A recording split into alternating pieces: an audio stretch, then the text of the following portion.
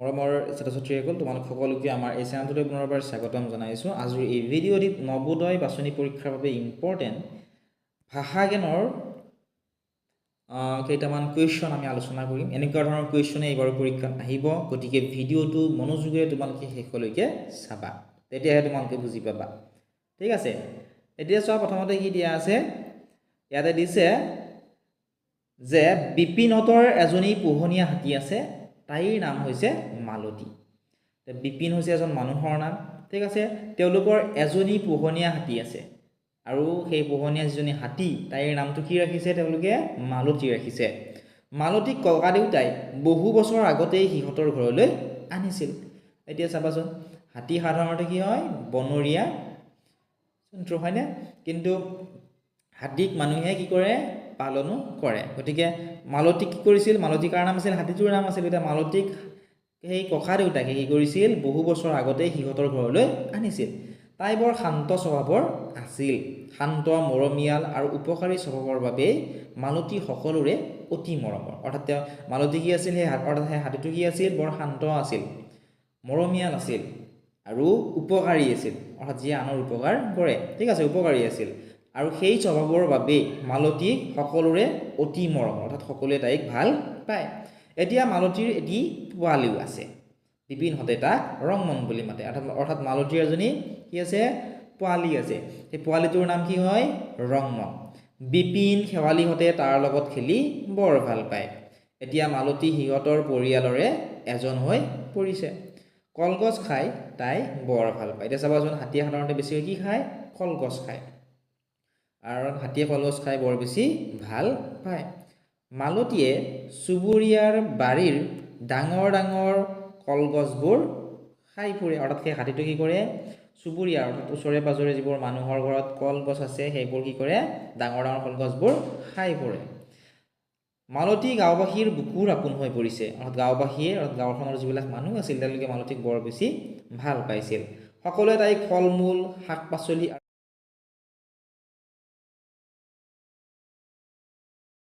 আৰু বিভিন্ন শস্যও খাবলৈ দিয়ে। তাই শুৰডালেৰে সকলোকে মৰম কৰে, অৰ্থাৎ হাতীৰ যিডাল শুৰ আছে সেই শুৰডালে তাই সকলোকে মৰম কৰে। মালতীৰ শৰীৰটো প্ৰকাণ্ড হোৱাৰ লগতে শক্তিশালীও। তাই সকলোকে বস্তু কঢ়িওৱাত সহায় কৰি দিয়ে। মাউতজনৰ লগত মালতী মাজে সময়ে ফুৰিবলৈও যায়। সিদিনা তাই বাৰীৰ পৰা কাঠ কঢ়িয়াওঁতে ভৰিত দুখ পালে। চাবাচোন, হাতীবোৰ কি কৰে, ডাঙৰ ডাঙৰ গছবোৰ কঢ়িওৱাত বা বিভিন্ন বস্তু কঢ়িওৱাটো ব্যৱহাৰ কৰে। গতিকে মালতী কি কৰিছিল, বাৰীৰ পৰা কাঠ কঢ়িয়াব দিছিল আৰু কঢ়িয়াওঁতে তাই বৰ দুখ পাইছিল ভৰিত। এতিয়াও তাই ভালকৈ খোজ কাঢ়িব পৰাই নাছিল, সেইবাবে সকলোৰে চিন্তা হৈছিল। সেইখন গাঁৱৰে ৰাজেন বৰদেউতাই আজি চহৰলৈ যাওঁতে তাইৰ বাবে দৰৱ অৰ্থাৎ ঔষধ লৈ আহিছে। ককাই বন দৰৱৰ ব্যৱস্থা কৰিছে, অৰ্থাৎ দোকানত ফাৰ্মাচীত যিবোৰ ঔষধ পায় সেই ঔষধো আনিছে, লগতে বন দৰৱ অৰ্থাৎ শাক পাত আদিবোৰ যে বনত পায় সেই বন দৰৱো কি কৰিছে, তেওঁৰ বাবে ব্যৱস্থা কৰিছে, অৰ্থাৎ হাতীটোৰ বাবে আনিছে। আজি খবৰ কাকতত পোহনীয়া হাতীবোৰ বন বিভাগে লৈ যাব বুলি বাতৰি প্ৰকাশ হৈছে। বিপিনহঁতৰ লগতে গাঁওবাসীৰ অন্তৰখন দুখত ভাগি পৰিল। সকলোৰে বেজাৰ দেখি মালতীয়েও মনত দুখ পালে। আজি খবৰ কাকতত মানে বাতৰি কাকতত দিছিলে যে পোহনীয়া যিবোৰ হাতী আছে সেই হাতীবোৰ বন বিভাগে লৈ যাব বুলি বাতৰি কি হৈছিল, প্ৰকাশ পাইছিলে।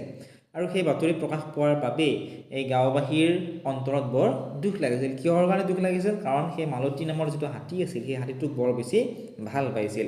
আৰু সকলোৰে যেতিয়া বেজাৰ মনে আছিল, বেজাৰ মনে থকা দেখিবলৈ পাইছিল, মালতীয়েও মনত দুখ পাইছিল। থুলমূলকৈ মই তোমালোকক আৰু এবাৰ কৈ দিছোঁ এইখিনি। ঠিক আছে, তোমালোকে পৰীক্ষাটো যেতিয়া প্ৰশ্নৰ উত্তৰবোৰ কৰিবলৈ চেষ্টা কৰিবা তেতিয়া তোমালোকে ভালদৰে এইখিনি পঢ়িবা, কাৰণ অলপমান যদি তোমালোকে বুজি নোপোৱাকৈ আনচাৰ উলিয়াবলৈ চেষ্টা কৰা তোমালোকৰ ভুল হ'ব। ঠিক আছে, আমি থুলমূলকৈ তোমালোকক ক'বলৈ চেষ্টা কৰিছোঁ যে বিপিনহঁতৰ কি আছিলে, এজনী পোহনীয়া হাতী আছিল আৰু সেই হাতীটোৰ নাম আছিলে মালতী। আৰু মালতী বৰ শান্ত স্বভাৱৰ আছিল, মৰমীয়াল আছিল আৰু উপকাৰী স্বভাৱৰ আছিল। সেইকাৰণে মালতীক গাঁওখনৰ মানুহখিনিয়ে বৰ ভাল পাইছিল। মালতীৰ এটা পোৱালি আছিল, সেই পোৱালিটোৰ নাম আছিল ৰংমন। সেই গাঁওখনৰে বিপিন শেৱালিহঁতে তাৰ লগত খেলি বৰ ভাল পাইছিল। আৰু মালতীয়ে কলগছ খাই বৰ ভাল পাইছিল।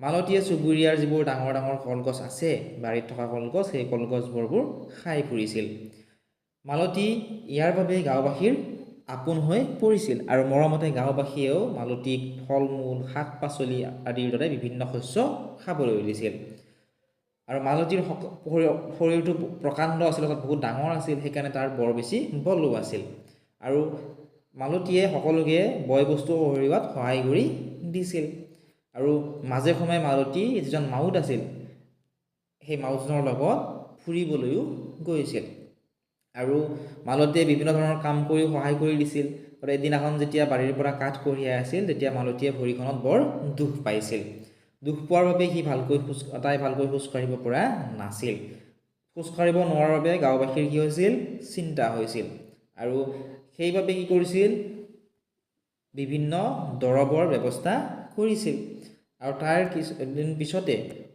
বাতৰি কাকতত প্ৰকাশ পাইছিল যে যিবোৰ পোহনীয়া হাতী আছে সেই হাতীবোৰ বন বিভাগে লৈ যাব বুলি বাতৰি কাকতত প্ৰকাশ পাইছিল আৰু প্ৰকাশ পোৱাৰ বাবে গাঁওবাসীৰ মনত বৰ দুখ লাগিছিল আৰু গাঁওবাসী যেতিয়া দুখত থকা গম পাইছিল তেতিয়া সেই মালতী নামৰ যিটো হাতী আছিল সেই হাতীটোৱে মনত বৰ দুখ পাইছিল এতিয়া ইয়াৰ পৰা কেইটামান কুৱেশ্যন দিছে এইকেইটাৰ আনচাৰ উলিয়াবলৈ চেষ্টা কৰোঁ আহা এতিয়া চোৱা প্ৰথম প্ৰশ্নটো মালতী কাৰ ঘৰৰ পোহনীয়া হাতী আছিল একেবাৰে ইজি কুৱেশ্যন হয় কুৱেশ্যনটোৰ আনচাৰটো আমি প্ৰথম ইয়াতেই পালোঁ হয়নে চোৱাচোন এইখিনিতে পালোঁ তোমালোকে পঢ়ি চোৱা যে বিপিনহঁতৰ এজনী পোহনীয়া হাতী আছিল গতিকে ইয়াৰ উত্তৰটো কি হ'ব তোমালোকে আমাক কমেণ্ট ছেকশ্যনত কমেণ্ট কৰি জনোৱা এনেধৰণে তোমালোকে পৰীক্ষাটো আনচাৰবোৰ বিচাৰি উলিয়াবলৈ লাগিব নেক্সট চোৱা নেক্সট প্ৰশ্নটো যে মালতীয়ে কি খাই ভাল পায় ফল মূল কলগছ শস্য নে শাক পাচলি সুধিছে মালতীয়ে কি বেছি খাই ভাল পায় তোমালোকে নিশ্চয় জানাই যে হাতীয়ে বেছি কি খাই ভাল পায় কলগছ খাই বেছি ভাল পায়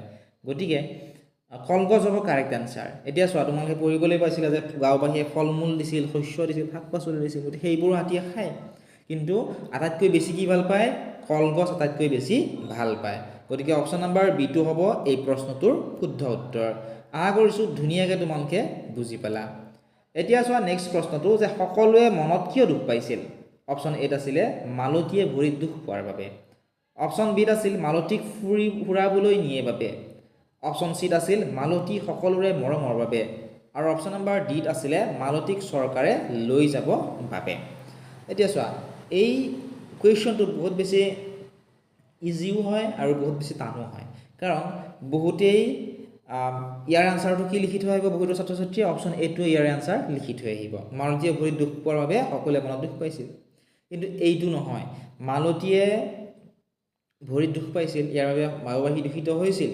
কিন্তু এইটো অপশ্যন লিখিলে আমাৰ নহ'ব ঠিক আছে এইটো কেনচেল অপশ্যন বিত আছিলে মালতীক ফুৰাবলৈ নিয়াৰ বাবে এইটো অপশ্যনো নহ'ব অপশ্যন চিত আছিলে মালতী সকলোৰে মৰমৰ বাবে এইটো অপশ্যনো নহ'ব অপশ্যন কোনটো কাৰেক্ট হ'ব অপশ্যন ডি কাৰেক্ট হ'ব কিহৰ কাৰণে কাৰণ মালতীক যেতিয়া চৰকাৰে লৈ যাব বুলি এই বাতৰি কাকতত প্ৰকাশ পাইছিল তেতিয়া সকলোৱে মনত দুখ পাইছিলে গতিকে অপশ্যন নম্বৰ ডিটো হ'ব এই প্ৰশ্নটোৰ কাৰেক্ট আনচাৰ নেক্সট প্ৰশ্নটো চোৱা একেবাৰে ইজি হয় এই প্ৰশ্নটো আছিল যে সৰু শব্দটোৰ বিপৰীত অৰ্থ বুজোৱা শব্দ কোনটো অপশ্যন চোৱা এত আছিলে মৰম বিত আছিলে ডাঙৰ চিত আছিলে শান্ত আৰু ডিত আছিলে দুখ সৰু তোমালোকে জানা একেবাৰে ইজি হয় বিপৰীত অৰ্থ বুজোৱা শব্দ হয়নে সৰু কি হ'ব ডাঙৰ অপশ্যন নম্বৰ বিটো হ'ব এই কুৱেশ্যনটিৰ কাৰেক্ট আনচাৰ এনেকুৱা ধৰণেৰে তোমালোকৰ বাবে আৰু বহুতো ভিডিঅ' প্ৰস্তুত কৰা হৈছে যিকেইটা তোমালোকে আমাৰ এপত পাবা ইয়াৰ PDF সমূহো তোমালোকে আমাৰ এপত পাবা উত্তৰৰ সৈতে এতিয়া ডেছক্ৰিপশ্যনত দিয়া লিংকত ক্লিক কৰি এপটো ডাউনলোড কৰি লোৱা তাত তোমালোকে সম্পূৰ্ণ ভিডিঅ'সমূহ পাবা নেক্সট চোৱাচোন কুৱেশ্যন নম্বৰ 10 মালতীয়ে তাইৰ সুৰডালেৰে সকলোকে মৰম কৰে এই বাক্যটিত কোনটো শব্দই ক্ৰিয়াপদ বুজাইছে সুধিছে অপশ্যন এত আছিলে সুৰ অপশ্যন বিত আছিলে মালতী অপশ্যন চিত আছিলে মৰম আৰু অপশ্যন নম্বৰ ডিত আছিলে কৰে গতিকে চোৱা